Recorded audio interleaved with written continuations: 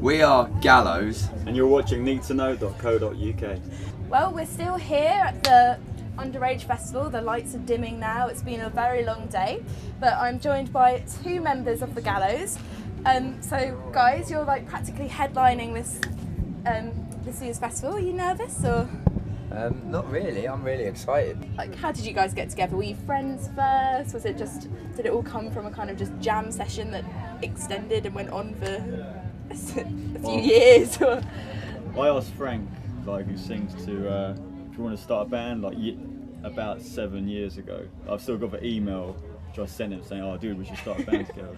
How did you know him? Were you friends? Or? I know, yeah. Well, he used to like put on shows, kind of like where he lived in Hemel Hempstead, and I've been in bands in the area, and like we eventually kind of got it together about like 3 years later, and managed to find like other dudes who were up for doing a band, just to like a band that was basically our main aim was just to like kind of like play our own music and just like destroy stages everywhere we went. I have to say, I'm like really impressed to see a kind of more genuine punk band getting played and getting heard, because a lot of it's just been very underground the last couple of years. It's not managed to break through and become not mainstream but get heard kind of more publicly. So how does that feel for you guys? You know, it's really cool. Like, a lot of people think we got where we are just based on like antics on stage or whatever, but it's not at all. Like, a lot of the press got interested based on our album, which got like really cool reviews, like Enemy and Kerrang and stuff like that. And so, you know, that sparked interest in the band, like a band that was playing like original music as opposed to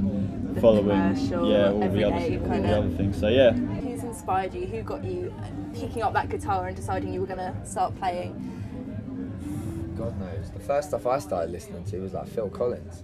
My dad's a massive Phil Collins fan. Like, my dad got me into music really from a young age. Like, it'd be anything from like the Beatles through to UB40 through to Phil Collins.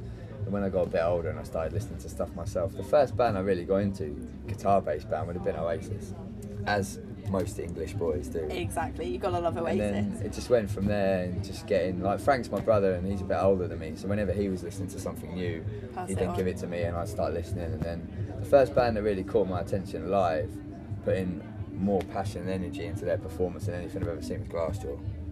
And they're the band that, for me, probably got me thinking, I want to do that. So who writes all the material? Is it a collaborative thing, or is it? Yeah, like nowadays it's more a collaborative thing. Like, we're writing our new album at the moment. Everyone's like getting stuck in with that, but early on, like, it was basically just down to like a few people, simply because we were all like working and had jobs, and like we got this like really small record deal with like a really small indie label. And I was like, oh, I'm just gonna quit work. Like, this is it. I'm gonna like be in a band. And so I wrote the album, and eventually, like, we got it out, and you know, like I said, just kind of snowballed from there. How does that work? Like, one person comes up with some lyrics or a riff, or? We start off with like the music first. So it's like either a riff. Like, we wrote a song the other day, and it started off with like a drum beat. Do you know what I mean? Like, our drummer was like, "Oh, I've got this beat," and it's like just builds from there. So everyone gets involved. It's wicked. You won a Kerrang award recently.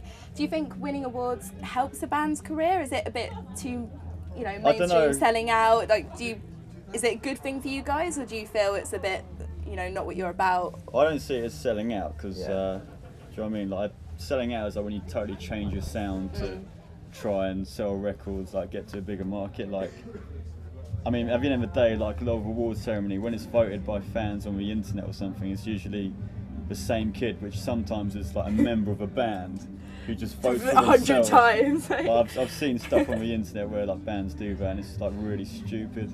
Oh, it's none of us, because we were in America for 2 months when it happened with no internet or anything. So. Whatever, Blaney was like, what of you, just on there, like all night. I've got 5 hours free now, let's do it. Well, it must be nice to get recognition, because at the end of the day, it's your music, and especially when you're writing your own stuff, it's close to you, it's what you're passionate about. So to put it out there and to get an award, it must be nice to have that positive feedback. It's touched people. Yeah, because like when you're a kid and you read Kerrang and you see like people with winning Kerrang awards, like, oh wow, I'd love to get one of those. And now you've got one. Yeah, when you get it, you just like, it's so heavy, what's going on?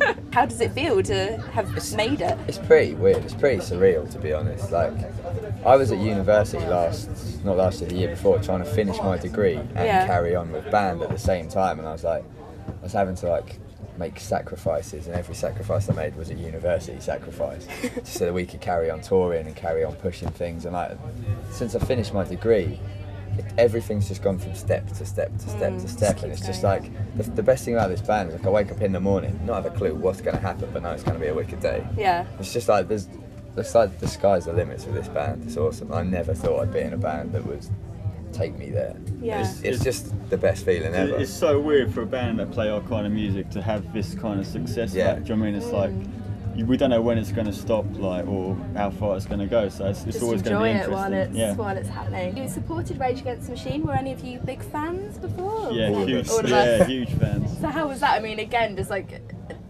how did that sink in? You know, one of your big bands that you've been fans of, and you're supporting them, you're playing alongside them, you're rubbing shoulders with them, and That was one of the weirdest experiences for us, because like it came together really, really quickly, and it was like, you guys are going to go and support Rage Against the Machine, and the next thing we knew, we were on a flight there, and then like on stage playing, it was like, it was the biggest show we'd played. Yeah. Played with like 20,000 people. wow. And like, it's just weird playing and then looking over to the side of the stage and seeing two guys from Rage Against the Machine just nodding along. They like your music. Yeah. It's- That's the thing, man. Like you got to always make sure you're on the same level as, even though you like love that band so much. As soon as you're like, oh my god, can I get love your you. autograph? Yeah. Like, it just goes. Like, a bit of Yeah. respect for you just disappears. Some of your favourite up and coming bands at the moment? Any? Mine's a new- band called Rolo Tomasi. They're from Sheffield. They're like 5 kids. They're all like 17 to 19, and they write the most insane music I've ever heard in my whole life. And Insane how? Lyrical? They're or- like, just the music they write, like they're 2 guitarists, they're like grade 8 classical guitarists, and the sounds that they can make and the way they perform is just unbelievable. They're going to be releasing an album soon. They've Like, got a female singer who's Yeah, got they- like most incredible voice, but Yeah. to that you might think, I mean, like she can like sing all kind of things. She No. just screams her guts out. you meet her and she's the shyest person on the whole planet, and then she opens her mouth and you're just like, what? Where did that come from? And then the band called Black Hole, it's my little brother's band. Oh, okay, They're- so check out Black check Hole. out my There little you go. brother's Do band some as well. promotional work here. Yeah, there's another cool band called Throats. Throats. Bunch of young kids playing stuff. They sound like Converge, and they're really, really good. So what advice would you give to young people who are trying to get heard, who are maybe just start playing their little local venues with their mates, and they're not really sure how to get heard, how to get out there? I'd you know? say just play music you believe in, and like if you believe in it that much, it will get you somewhere. And don't try and sound like any other band. Just do your own thing, your because own like thing. no one wants to hear like a duplicate of another band. The amount of bands that come out at the moment, and they just sound so generic and the same as hundreds of bands before them. And so to have come out with a more unique and original sound, that is difficult. It's something. Yeah, I'm still waiting for the band on stage to change. Actually, I think it's been the same band for the last The 4 whole- hours.